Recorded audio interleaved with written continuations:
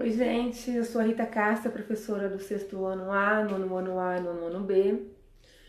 A nossa aula de hoje é sobre artigo de opinião. Nós vamos falar sobre o gênero textual artigo de opinião, né, que é o que o nono ano precisa, né, focar. O conteúdo de hoje, a aula de hoje é artigo de opinião. O gênero é artigo de opinião. Como assim gênero, professora? Gênero textual são as diversas formas de textos que circulam pela nossa sociedade, tá? Então, o gênero textual, artigo de opinião é um, fábula é outro, crônica é outro, conto é outro, notícia é outro. Então, são diversos textos escritos de diversas formas que nós usamos no cotidiano, ou seja, no dia a dia da gente. Isso é gênero textual. E hoje nós vamos trabalhar gênero textual, artigo de opinião, tá bom? Mas antes de continuar a nossa aula, eu quero que vocês saibam o significado de cada palavra que eu vou falar. E prestem atenção, porque a aula de hoje vocês vão ter que prestar atenção e com certeza vocês vão ter que voltar o vídeo para responder as questões. São duas questões, tá? Mas vocês vão ter que prestar atenção na explicação. Então vamos lá. O que é discurso?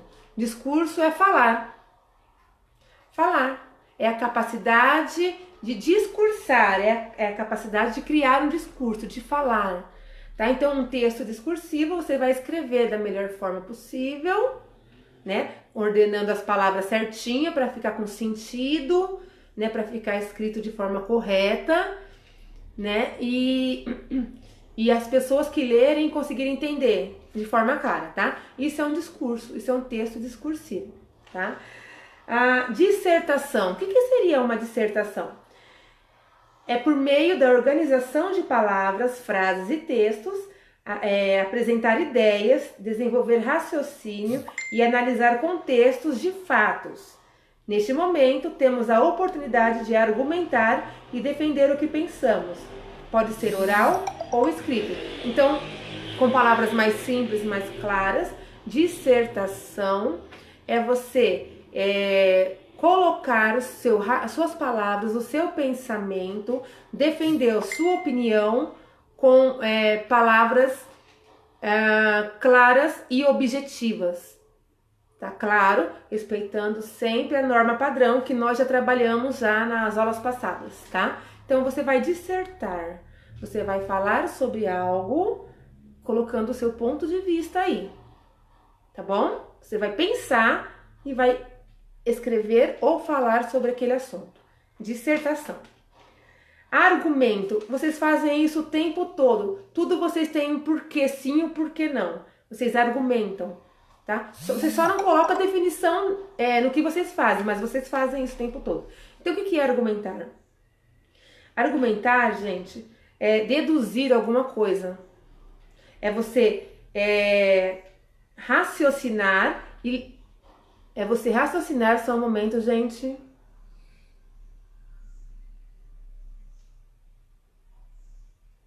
É você raciocinar, né? Pensar em alguma coisa e colocar para o outro para defender aquele posicionamento seu. Como assim? Assim, simples assim. A pessoa fala uma coisa e você tem que pensar em alguma coisa para comprovar que aquilo que a pessoa está falando é verdade ou mentira. Porque sim, porque não, não é resposta. Então, no argumento não existe porque sim, porque não.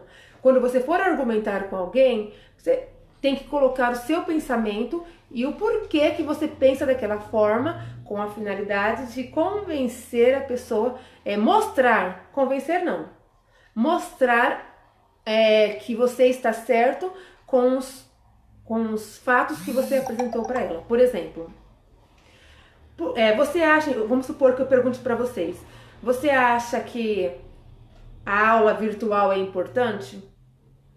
Cada um tem seu pensamento. Pode ser que você ache que sim, pode ser que outra pessoa ache que não. Pode ser que uma pessoa fale assim para você, ó, eu não acho que é importante. Eu acho que nem deveria ter. E você? Aí você vai falar para ela assim, não, é um exemplo, tá? Não, eu acho que é importante. Eu acredito que seja importante as aulas virtuais, porque através dela nós damos sequência aos nossos estudos nesse período que nós estamos vivendo. Olha só, você está argumentando, você está falando que você não concorda com a pessoa e está falando por que você não concorda com a pessoa. Isso aí é um argumento, tá bom? Bom, e o artigo de opinião em si, o que é o artigo de opinião? É um texto dissertativo, argumentativo, já falei que é dissertação e argumentação, tá? É um texto dissertativo, argumentativo, onde o autor apresenta seu ponto de vista sobre determinado tema. E por isso recebe esse nome. Então, o artigo de opinião é um texto que você vai defender o seu ponto de vista, a sua opinião, tanto que se for positivo quanto se for negativo. Você vai defender o seu ponto de vista, tá? Então você vai raciocinar, pensar na melhor forma de expor os fatos que comprove que você está certo. Então é um artigo de opinião, tá bom? O que nós vamos fazer hoje? Eu vou ler para vocês 2 textos bem atuais e no final desses textos vocês vão ter 2 questões que vocês terão que responder hoje, tá?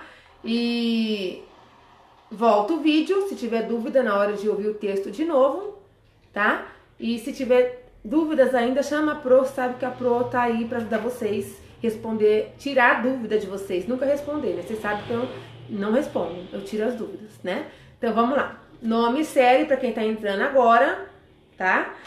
Eu vou fazer a leitura do primeiro texto. Chama-se assim: Bullying e Cyberbullying, a tirania revelada.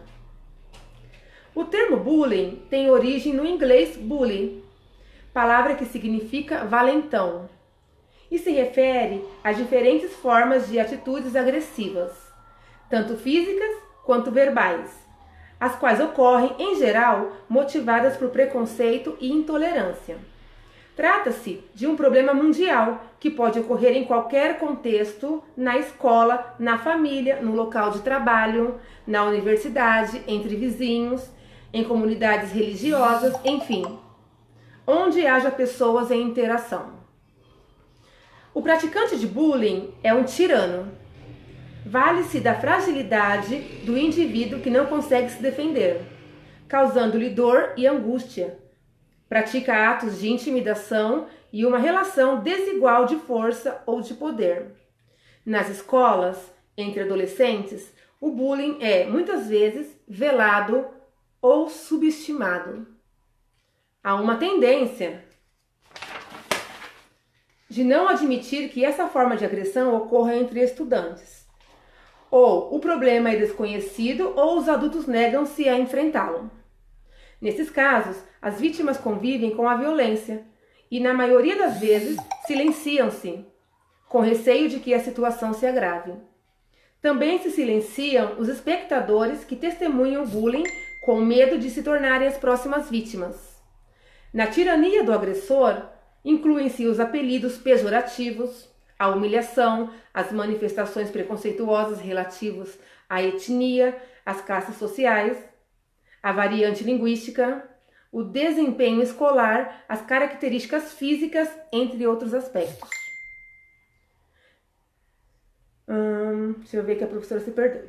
Na escola, quando não há intervenção efetiva contra o bullying, o ambiente torna-se contaminado por sentimentos de medo e ansiedade.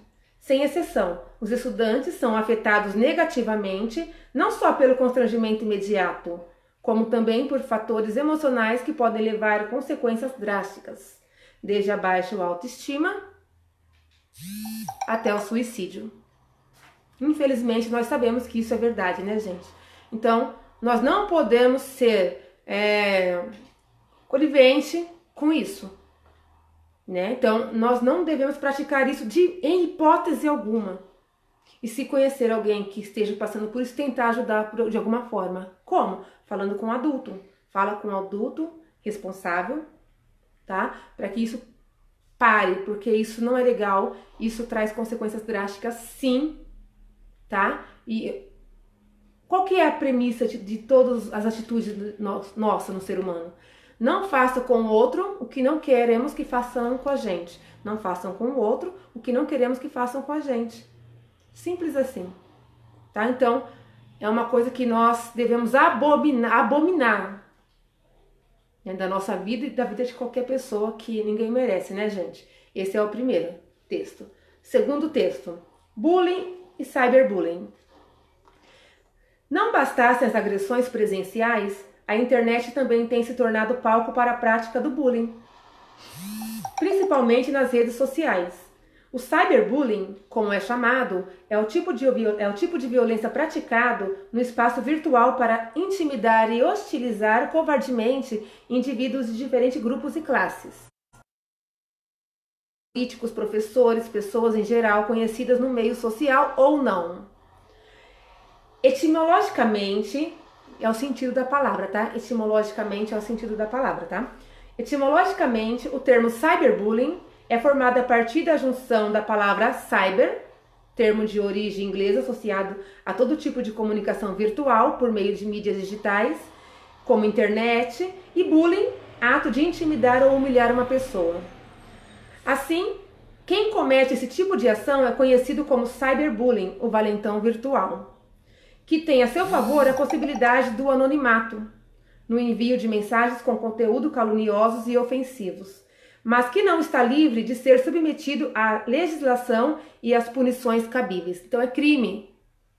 Se uma pessoa, engraçadinho, estiver cometendo cyberbullying e for descoberto, ele vai ser considerado criminoso, sim. Vai ter que arcar com as consequências dele, tá? Então é crime. Há leis contra a prática de bullying. A Lei Federal número 13.185, de 6 de novembro de 2015, institui o Programa de Combate à Intimidação Sistemática Bullying em todo o território nacional. No texto da lei estão descritas as ações que caracterizam a intimidação sistemática e são também apresentados os objetivos do programa.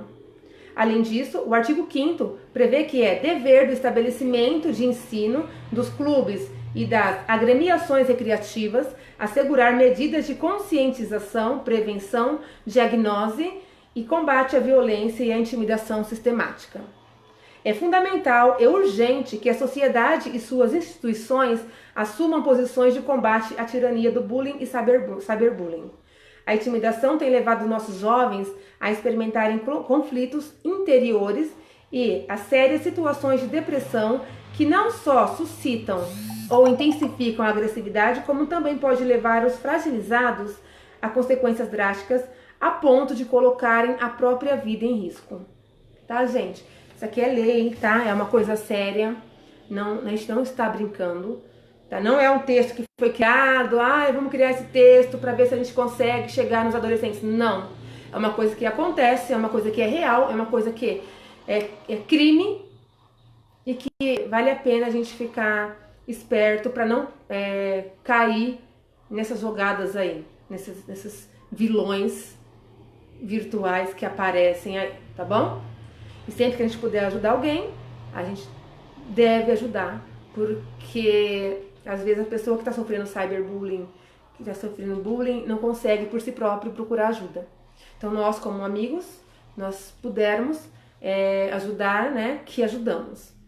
Tudo bem? Esse é o texto. Esses são os textos, porque foram 2. O que vocês vão fazer agora? São 2 questões que eu vou enviar para vocês assim que terminar esse vídeo para o Messenger, tá? Vocês vão colocar para mim as respostas lá no Messenger, tá? Não é para escrever. Só um minuto, gente. Não é para falar dessa vez, eu quero escrito, tá? Outra coisa, não abrevie palavras. Eu não quero palavras abreviadas nas minhas respostas. Lembre-se que nossa aula é de língua portuguesa, então eu quero as palavras inteiras, não quero cortada pela metade nem abreviada, tá? É inteira. Senão eu vou pedir para que refaça o texto de novo, as respostas novamente. Tá? Então, quais são as perguntas que vocês vão ter que responder? Primeiro, o texto bullying e cyberbullying, a tirania revelada, é o primeiro texto.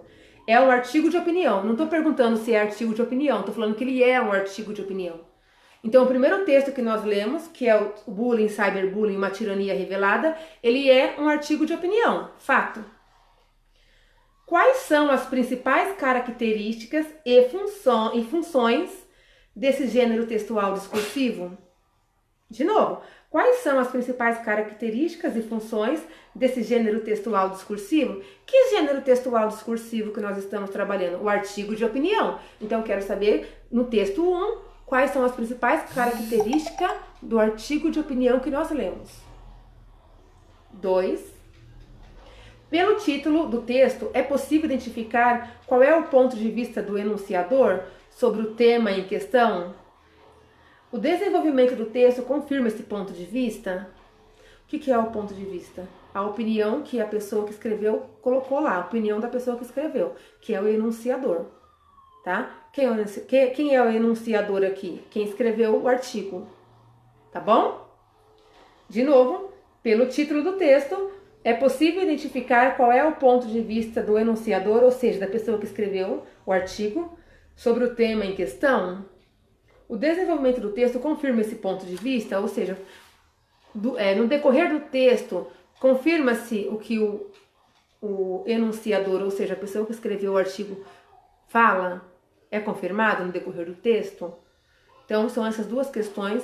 Hoje elas são um pouquinho mais complicadinhas, mas é porque eu preciso fazer isso. É 9º ano, então nós temos que dar uma avançada a cada aula, tá? Não ficar naquela coisa muito facinho. Você tem que pensar. Para isso, vocês têm o quê? A ferramenta aí do celular e da internet, que pode ajudar vocês na hora de responder, tá? Não abreviem palavras para mim, tá, gente? Beijo e até a próxima aula.